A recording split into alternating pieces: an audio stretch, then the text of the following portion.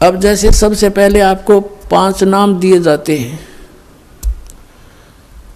ये 5 नाम जो हैं और जो 2 नाम इनके साथ फर्स्ट और लास्ट है, ये भी अब ये कंप्लीट कोर्स है, ये अब शुरू हुआ है। पहले केवल 5 नाम दिए जाते थे। परमात्मा स्वयं आए थे, वो भी 5 नाम देते थे।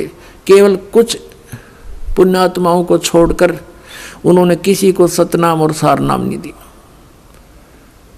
जो दृढ़ भगत थे कि उसको छुपा रखेंगे, जिक्र नहीं करेंगे, तो उन्हीं को दिया मालिक ने, ना सतनाम नहीं दिया। केवल 5 नाम देते थे।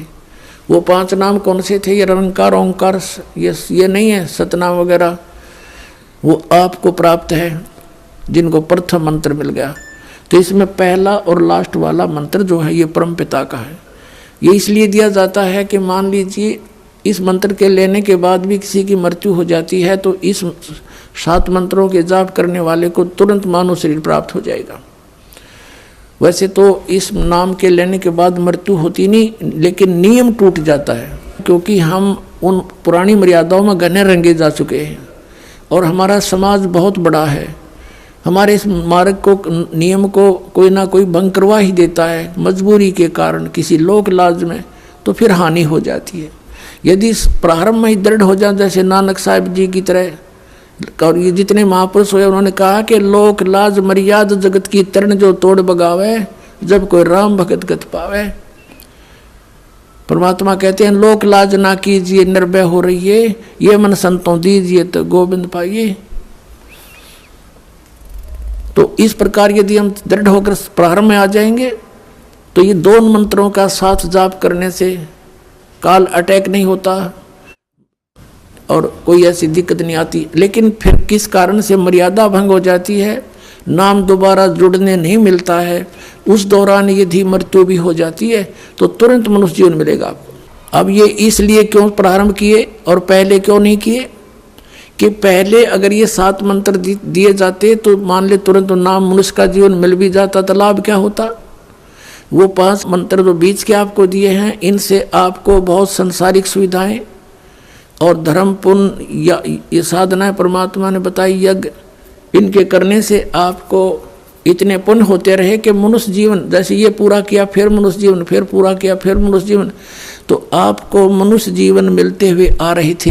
परमात्मा आपको चार्ज कर गए थे, आशीर्वाद दे देकर भी आपको चार्ज किया जाता है। वो भगवान भक्ति से आपको ओत प्रोत कर गए थे, लेकिन जन्म मरण वाली मार्ग नहीं मिला, छूटने वाला मार्ग नहीं मिला था। तो उसके लिए उस समय वो समय नहीं था। अब ये समय है वो आपको सही कंप्लीट नाम देने का। तो अब ये 7 मंत्र इसलिए दिए जाते हैं कि किसी कारण से मृत्यु हो जाती है तो तुरंत मनुष्य जीवन मिलेगा। अभी 1 साल के अंदर वापस आ लेगा वो व्यक्ति और मनुष्य जन्म लेगा, भगत के घर जन्म होगा। अब तो ये वो क्या करें ना, चाक चढ़ रहा है तो आगे तुरंत फिर नाम पर लग जाएंगे। और अब 1-2 जीवन में वो पुण्यात्मा पार हो जाएंगे और 2 जीवन भी नहीं लगेंगे यदि आपको विश्वास पूरा हो जाता है। परमात्मा कहते जीवन तो थोड़ा है भला जो सत सुमरण हो, लाख वर्ष का जीवन आलेखत रहने को। तो ऐसा नहीं कि 2-3 जन्म अवश्य लगेंगे, नहीं, आप इसी जन्म में इन मर्यादाओं का पालन करते हुए इस ज्ञान को आधार बना के, ज्ञान के आधार से आप जी का मन यहाँ से कति भर जाना चाहिए इस लोक से, तो समझो आप पार होगे। आपका यहाँ से नफरत हो जानी चाहिए, यो के जीवन है, आज मनुष्य जीवन है, कल मृत्यु होगी, सब दरे दराया रह गया, जिसको सारी उम्र जोड़ा रखा और जिसको अपना माना। काया तेरी है नहीं है माया कहाँ से हो, नंगा आया जगत में नंगा ही तू जा, बीच में ख्वाबी ख्याल है ये मन माया भरमाया। तो जब आपको ये पक्का विश्वास हो जाएगा तो आपका मन यहाँ से कति भर जाएगा, पुनर्जन्म की कति इच्छा हृदय से हट जाएगी। और भक्ति डट का आप कर ही रहे हो, क्योंकि इतना जबरदस्त मंत्र आपको मिल गया सतनाम का, ये 2 अक्षर का।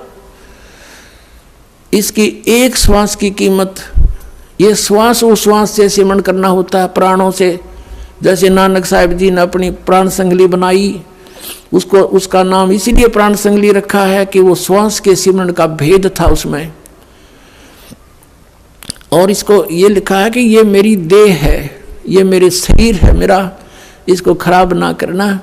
आम आदमी को मत देना, आदर से रखना। उनका भाव ये था कि समय आने तक इन सदग्रंथों को जीवित रखना है, और फिर संत आएगा, परमात्मा का दास ये भेज दिया, इनको सबको समझा के आपको कोड वर्डों को और रहस्यों को समझा कर आपको रास्ता देगा, वो धन बताएगा भगवान का, तो आपका मोक्ष हो जाएगा।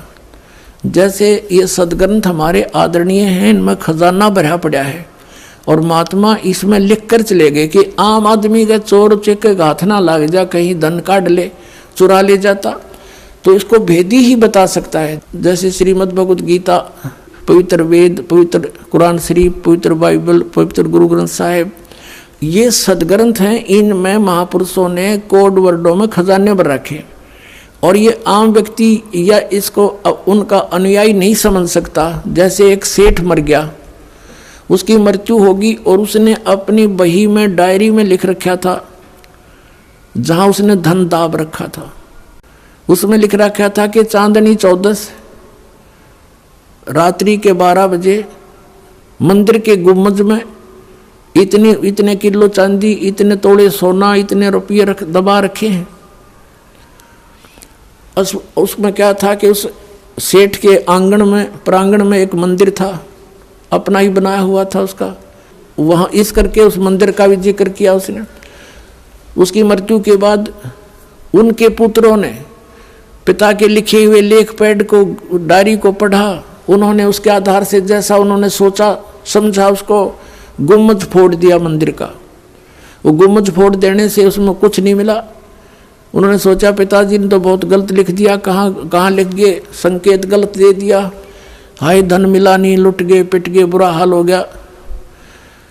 अब उनके पिता का एक मित्र धनी सेठ वहाँ पर आया शोक व्यक्त करने के लिए। उसके बाद फिर उन्होंने कहा कि हमारे पिताजी ने तो गलत लिख दिया, धन हमें मिला नहीं जहाँ उन्होंने लिखा था, और बहुत धन लिखा हुआ है, हम तो लुट गए, पिट गए, हाहाकार मच गया। तो उस सेठ ने कहा कि मुझे वो डायरी दिखाओ। वो डायरी उसको दिखाई गई। अब वो समझ गया कोड, क्योंकि उसके जानकार ही वेदी ही समझेगा। कहते हैं कि वस्तु कहाँ खोजे, कहाँ किस विध लागे हाथ, एक पलक में पाइयो भेदी ले लो साथ। उनके उस पिता के मित्र ने कहा बेटा इस मंदिर के गुम्बज को यथावत बनवा दो, फिर तुम्हें वो खजाना मिलेगा। उन्होंने यथावत बना दिया, वो गुम्बज न्यों का न्यों बनवा दिया। फिर कहा कि जब मैं आऊँगा फिर वो धन उस दिन मिलेगा। अगली 14 चांदनी 14 को, यानी शुक्ल पक्ष की 14 के दिन वहाँ पहुँच गया सामने, और रात्रि के 12 बजे जहाँ उस मंदिर के गुम्बज की छाया उनके आंगन में थी, चांद की रोशनी में, वहाँ निशान लगाया। सेठ ने कहा बेटा यहाँ खोदो। वहाँ खोदा तो ज्यों का त्यों पा गया। तो पुण्यात्माओं, ये सदग्रंथ गुरु ग्रंथ साहिब, गीता जी और ये वेद और पुराण कुरान, ये आप अनुयायियों के समझ में नहीं आ सकता। आप तो बालक हो। इस दास को भेज दिया धन को बताने और खोद कर निकलने के लिए। आओ नाम लो, सतनाम लो, बेड़ा पार करवाओ। बोलो सतगुरुदेव।